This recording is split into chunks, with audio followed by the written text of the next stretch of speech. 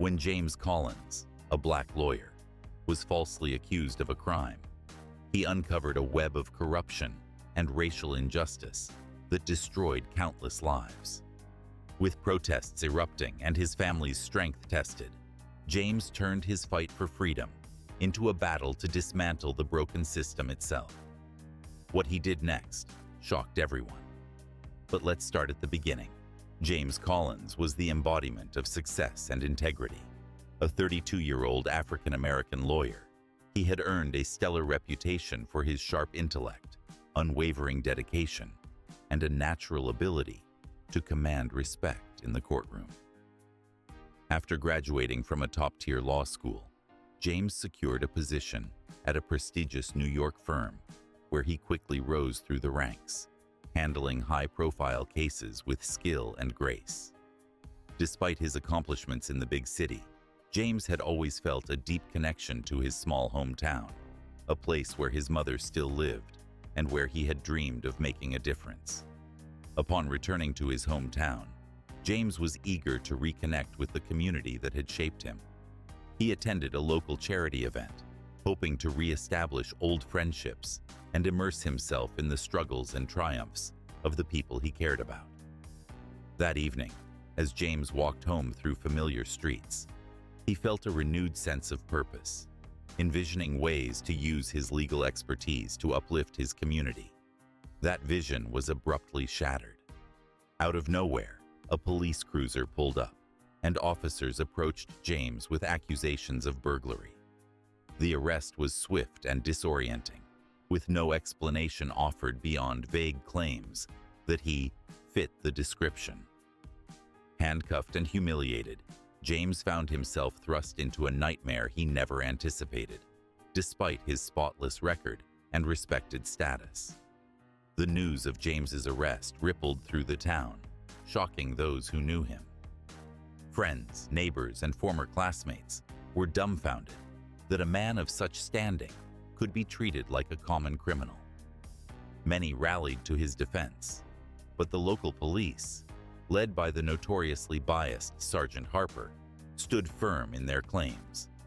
Harper, known for targeting black residents, dismissed James's reputation, openly declaring that he looked like a troublemaker. The evidence against James was thin and deeply flawed, centered on grainy surveillance footage with a barely distinguishable figure. Yet, the prosecution seemed determined to convict him, a clear indication of deeper systemic issues. What began as a single unjust arrest would soon become the catalyst for a larger reckoning within the town's judicial system. James's initial court hearing was a harrowing ordeal that exposed the depths of the challenges he faced.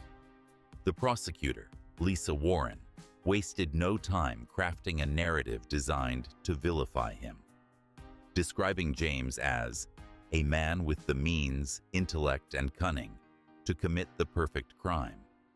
She painted a picture of a calculated criminal, completely ignoring his spotless record and contributions to the community. Her words were sharp and unrelenting, designed to sway the jury from the start. Meanwhile, James's defense attorney, a public defender juggling an overwhelming caseload, struggled to mount an effective counter-argument. Overworked and underprepared, the attorney barely scratched the surface of the numerous flaws in the prosecution's case. James sat in silence, feeling more like a bystander in his own defense than the accomplished lawyer he was. The stark contrast between the polished aggression of the prosecution and the faltering efforts of his defense only deepened his sense of despair. Outside the courtroom, however, the tides were beginning to turn. The black community in town, well versed in the injustices of the legal system, rallied around James. His mother, Evelyn Collins, became a force to be reckoned with. At a public press conference, she spoke passionately, calling for transparency and accountability from the police department. "This isn't just about my son," Evelyn declared, her voice trembling with emotion. "This is about every black man and woman who has been silenced by this broken system.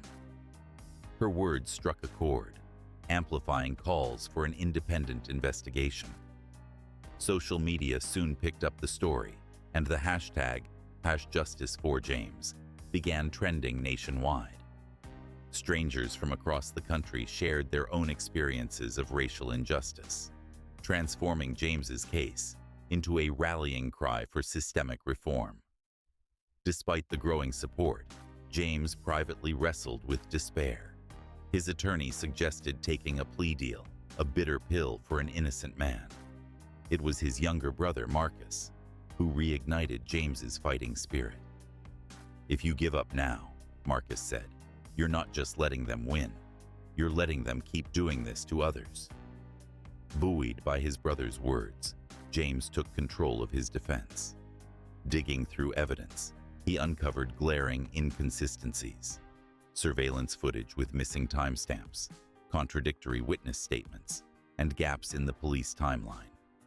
These discoveries reignited his determination, not just to clear his name, but to challenge the very system that sought to destroy him.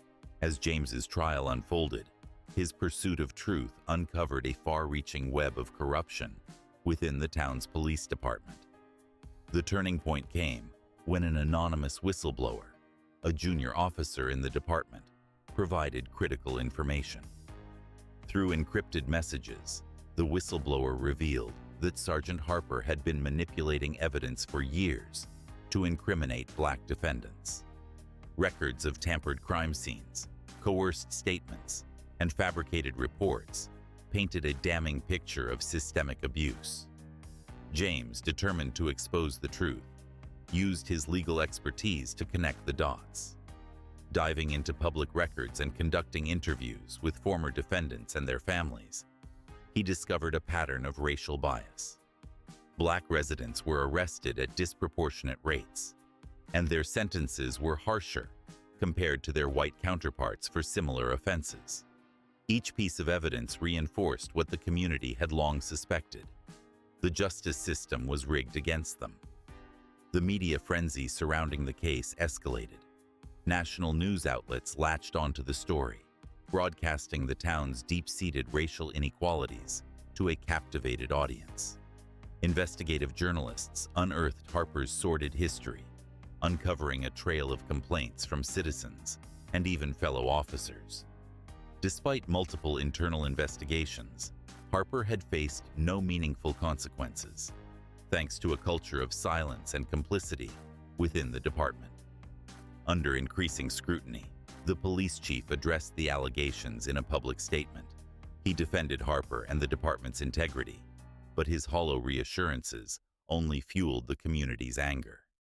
Protests erupted outside the courthouse, with signs demanding justice for James and accountability for the police. In the courtroom, James seized control of his narrative during a critical moment. Cross-examining a key witness, he methodically dismantled their testimony, exposing inconsistencies and ultimately forcing them to admit they had been coerced by Harper to lie under oath. Gasps filled the courtroom as James stood tall, his voice resolute.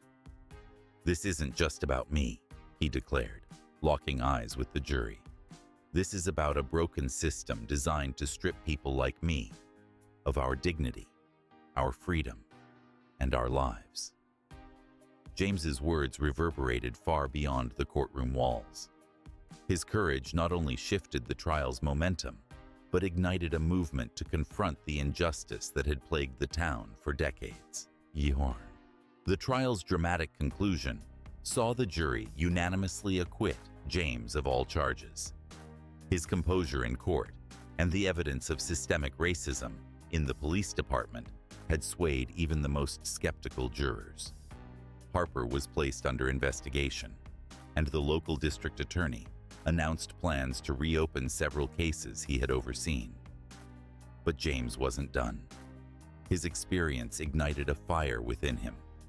He launched a grassroots campaign for judicial reform, advocating for independent oversight of law enforcement and mandatory anti-bias training for officers. Evelyn Collins became a prominent voice in the movement, using her platform to demand justice for families whose loved ones hadn't been as fortunate as her son. The community, once divided, began to unite behind James's cause. His case inspired national attention, sparking debates about racial bias in the criminal justice system. Through his determination and the support of allies, James became a symbol of resilience and a catalyst for change. As he stood on the steps of the courthouse, addressing a crowd of supporters, James ended his speech with words that resonated far beyond the town's borders. "This fight isn't over. It's only the beginning. Together, we can tear down the walls of prejudice and build a system that works for everyone."